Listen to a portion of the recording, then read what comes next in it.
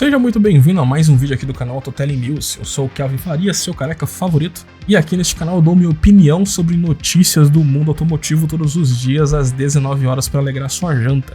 Cê tá bom aí, meu caro? Eu estou muito bom, mas vou ficar mais bom ainda se você lembrar de se inscrever aqui no canal caso goste deste vídeo aqui. E o que vamos falar hoje? Vamos falar sobre carros de corrida de novo. Falamos sobre a desistência da Lamborghini e sobre a entrada da Genesis na Hypercars Le Mans, hoje meio-dia, para compensar que ontem não teve vídeo. E agora tem uma notícia aqui que ela também já é um pouquinho antiga, mas que eu quero falar porque é um carro que eu gostei pra caramba. Esse aqui é o Mercedes AMG GT3 Edition 130 Years. É a versão comemorativa de 130 anos. É a versão comemorativa da Mercedes AMG de 130 anos no automobilismo. A primeira coisa que eu brisei vendo esse carro é pensar de que talvez até a minha morte, talvez eu veja algumas montadoras comemorando próximos dos 200 anos de existência, o que é bizarro.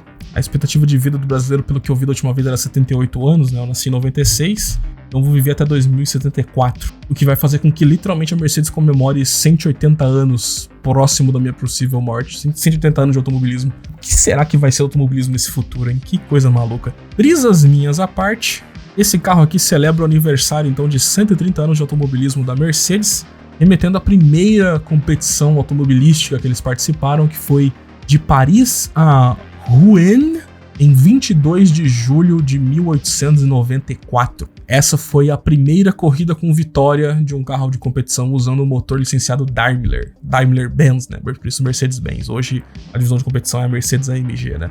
Então eles trouxeram esse AMG GT3 Edition 130. O tema foi a lenda das corridas remasterizadas, né? Por isso eles trouxeram o prata, né? As flechas de prata da Mercedes, remetendo a uma era onde a Mercedes lixava seus carros para competir com menos peso, né? Apesar de ter essa bocona de bagre, é um carro que eu, particularmente, acho um carro de corrida bonito, né? Apesar de não precisar ser bonito por ser de corrida, eu acho ele um carro de corrida muito, muito bonito. E o que me atrai também nesse carro, né? É que essa versão aqui, ela não vai competir na GT3. Ela pega de base o MG GT da categoria GT3 e remove as restrições de regulamento. Eu sempre gosto desse tipo de carro. Eu entendo que os regulamentos da FIA no automobilismo têm como função primária ser como um parasita. Para mim, a FIA é a parasita do esporte, onde eles não criam porra nenhuma e só sugam dinheiro em cima, mas a função secundária, que é a mais bonitinha, é conseguir nivelar tudo como um esporte, né? Então, é necessário que haja um regulamento para que aquilo seja de fato um esporte. Tipo, tem que ter umas regras claras, né? Apesar de que na Fórmula 1, como eu xinguei no outro vídeo de manhã, né, na Fórmula 1 não interessa a regra. O que interessa é a interpretação dos comissários de prova, né? Aí vira uma patifaria. A Fórmula 1 hoje é como se ela fosse um jogo de basquete, onde no meio do jogo você pode fazer uma cesta de baixo para cima, e no outro jogo você não pode mais. A Fórmula 1 é como se fosse um futebol, onde num jogo existe impedimento e no outro não. É bizarro, né? Mas eu entendo a função do regulamento para poder manter um esporte, né? Só que eu também gosto de ver até onde a engenharia consegue ir quando o regulamento é removido, né? Eu acho isso interessante quando os carros ficam livre, leve e soltos para ser as bestas comedoras de asfalto que eles podem ser. E é o caso deste cara aqui, porque ele traz o V8 naturalmente aspirado, ou seja, não tem turbo, não tem supercharger, V8 aspirado, e o V8 preparado pela AMG de 6,3 litros. V8 que vocês vão lembrar lá do, por exemplo, do C63 AMG W204. É aquele V8 lá, só que convertido para competição, né? É daquela linhagem de arquitetura de motores, digamos assim. Aqui, ele não tem nenhum tipo de restrição de ar no sistema de escape, né? Então ele tem um coletor de admissão dimensionado, né? Mais bem dimensionado, vamos colocar assim, e sem nenhum tipo de catalisador, né? Ele não tem nenhuma restrição de coletor de admissão e nem de coletor de escape. Então ele pode respirar o que quiser e poluir o que quiser, porque dane-se, porque é uma tiragem limitada, né?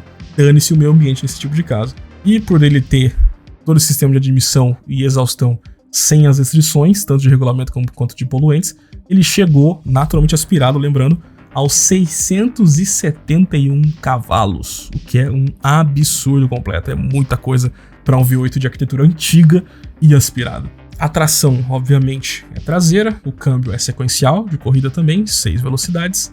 Só que eles mudaram também as relações, né? Não ficou claro se eles encurtaram ou alongaram, só disseram que modificaram as relações. Chuto eu que puderam alongar um pouquinho, já que o motor tá mais potente, né? Chuto eu. E apesar deles ter esse capô gigantesco, ainda assim, ele tem aquele sistema de transition, onde digamos que o câmbio tá lá junto com o diferencial na traseira, né? O que ajuda muito a distribuir peso, né? Nessa versão comemorativa eles revisaram também a aerodinâmica, o carro tá com 15% a mais de downforce, porque não tem restrição de asa nem de splitter. O splitter, os canards aqui, a asa traseira, é praticamente tudo novo. E pelo formato aqui, né, do pescoço de ganso da asa traseira aqui, a gente já pode ver que sim, ele tem DRS com uso irrestrito, né? Os DRS da FIA aí você tem que usar ele só nas retas e só quando tá a 1 segundo do outro e tal, tem um monte de restrições diferentes. Aqui não, chegou na reta você pode abrir o DRS e dane-se. Inclusive esse aerofólio aqui com DRS dessa versão comemorativa, ele é, se não for igual ao que a Mercedes usou, é muito semelhante ao dos últimos Mercedes Classe C que competiram na DTM Classe 1. Se não for igual, ele é muito parecido. Puta de uma asa gigante. Também revisaram o assoalho, não chega a ter um efeito solo, mas revisaram o assoalho do carro também para gerar mais downforce. E mesmo com esses 15% a mais de downforce, né, porque quanto mais downforce você sacrifica a velocidade de reta, né? Então como ele tem mais downforce, sacrificou reta, mas tem mais potência, então ele ainda assim se mantém muito rápido de reta, ele consegue passar dos 300 por hora de reta. Não declararam aqui, pelo menos no artigo que eu estou lendo, uma velocidade máxima, mas ainda assim disseram que ele, mesmo com 15% a mais de downforce, ele consegue de fato passar dos 300 por hora. Um absurdo. Esse carro é muito rápido. Mesmo não tendo a homologação da FIA para competir, ainda assim ele segue os padrões de segurança impostos pela FIA, né? Então gaiola, cinto, toda essa parte de segurança também do monocoque de fibra de carbono, né? A célula de sobrevivência de fibra de carbono, tudo isso segue o padrão de segurança da FIA, né, o que é muito importante. Hoje em dia pilotos morrem bem menos, inclusive a FIA só permite gaiola de aço, né, então é uma gaiola bem pesada, mas tá aí também. Incluindo também até ABS, ele tem freios ABS e tem também controle de tração, só que com ajuste, né, o piloto comprando esse carro aqui para ele competir automobilismo privado, né, ele pode regular o quanto ele vai querer de ação do controle de tração, podendo até desligar totalmente, né. Os discos de freio não são de fibra de carbono, eles seguem os discos de aço exigidos pelo regulamento da GT3, só que eles estão um pouco mais leve do que a versão homologada, né. Houve uma mudança na construção dos freios aqui, mas a Mercedes garante que esse carro consegue frear o suficiente, né. E para completar a celebração desses 130 anos da Mercedes Automobilismo, a Mercedes com o piloto Jules Gounon, eles levaram esse carro para a pista de Monte Panorama, na Austrália. Pista também que é completamente fora da caixa, super estreita, difícil, técnica, uma pista que exige muito do piloto. Até mesmo no videogame essa pista ela é surreal de difícil.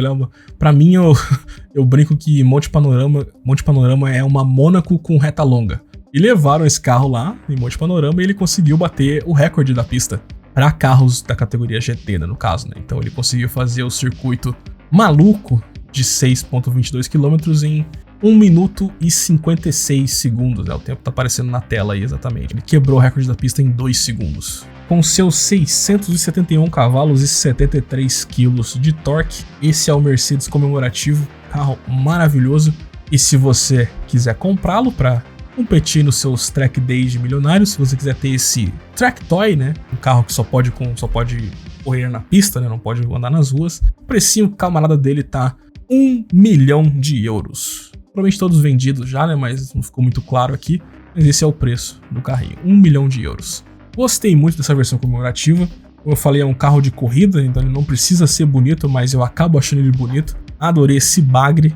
Tá aí o aniversário da Mercedes, mas a história da Mercedes no automobilismo ela é bastante conturbada, né? Eles ficaram algumas décadas fora do automobilismo por conta de um acidente em Le Mans em 1955. E eu tenho um vídeo antigo sobre isso, apesar da minha narração na época não ser tão boa, eu tenho um vídeo antigo que eu conto melhor essa história, eu vou deixar esse link aqui para você assistir. Clica aí, deixa o like, hype o conteúdo, faz o que tem que fazer para ajudar o Auto Telling News e amanhã eu estou de volta. Falou!